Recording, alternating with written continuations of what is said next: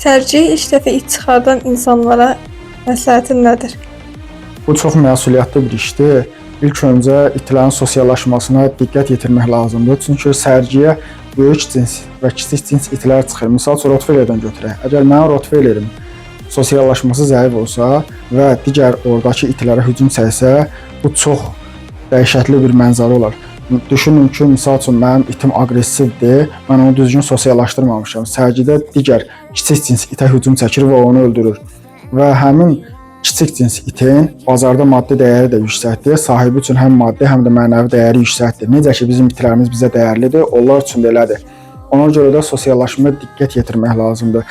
Çünki əgər orada savaş çıxsa, bütün itlərin artıq diqqəti həmin savaşan itlərə cəmlənəsidir. Və bu hətta elə bir böyük bir savaş ola bilər ki, sərgiyi belə ləğv etmək olar. Ona görə də heç kim istəməz ki, kiminsə itinə görə və işinə laqeyd yanaşdığına görə sərgidə belə bir hallar baş versin.